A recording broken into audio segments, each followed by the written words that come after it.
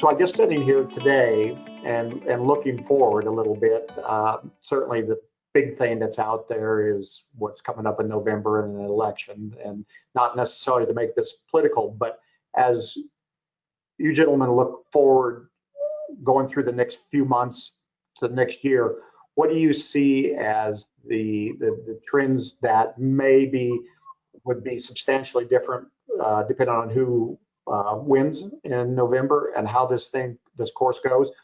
Or do you think that it really probably doesn't make much difference because the EPA, no matter whether they've been a Republican or a Democratic administration, hasn't necessarily been our friends for quite some time? Do you have any viewpoints on that? Or any viewpoints that you can share? Maybe that's the better one. I will. I love getting political. So anyway, this administration has been an unmitigated disaster when it relates to our industry. And a lot of promises were made and broken.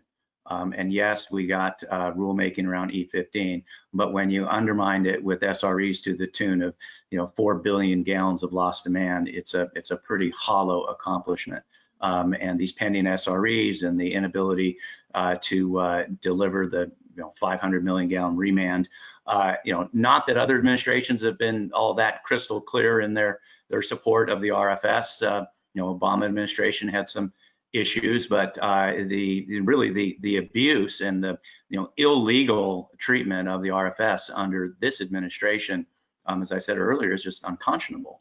And so, it's incumbent upon us to work with whoever's president. But it worries me terribly that under a second Trump administration, that with his oil contacts and support, that we could see things get worse. And if it's a Biden presidency, we have our work cut out because he's listening to the environmental community. I think this gets back to where we have to find, as agriculture and biofuels working hand in hand with the environmental community, that under a new presidency, a Democratic administration, that is the ticket for getting a coherent message and strategy that will be good for our industry and will be good for the economy and the environment as well.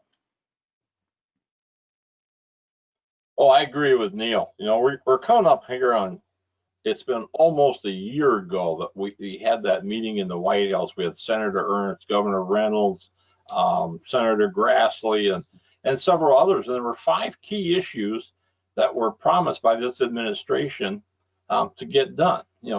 Transparency of the SRE process.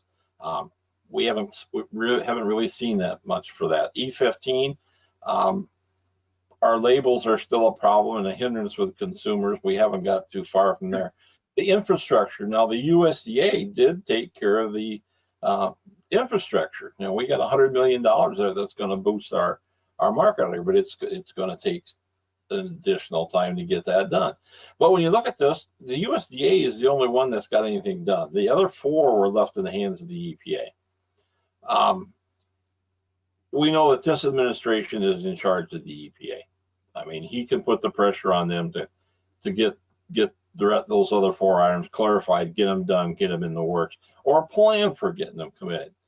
Now, if the Biden group wins the election, I don't think agriculture of the Midwest is a priority to them.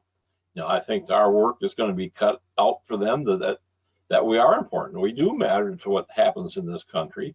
Our economy is important to the nation's economy.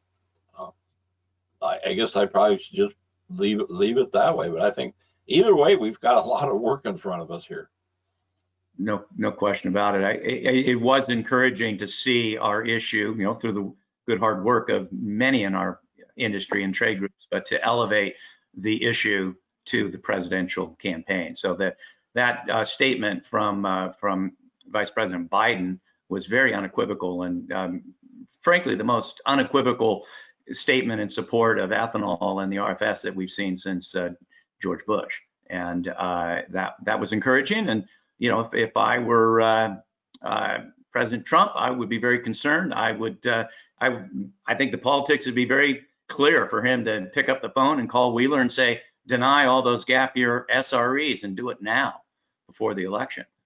So I think they're there's still an opportunity here with this now becoming a wedge issue in the election, and certainly we're seeing it in the Iowa race with Joni Ernst being in trouble, and this has been an issue there. So I think we need to do what we can between now and November to get some progress on these issues, because I totally agree with Dave that this is an opportunity to achieve some substantial progress, and regardless of who's president, there's a lot of work left to be done and a lot of alliances to form.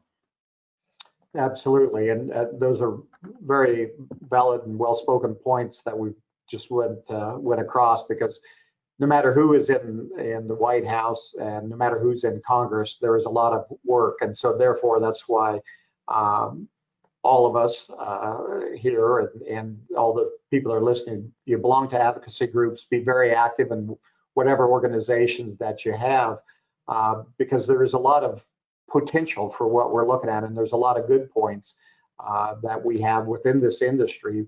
But to get that expressed and to be relevant in a campaign sometimes is difficult, because no doubt talk is cheap, because we've seen both parties be able to say stuff and then it just doesn't materialize. But this is going to be a unique election period, and a number of things are to go forward. So be involved, I guess, is what we're all saying, and be probably somewhat aggressively involved and get your point across, because there's ways that we should go forward.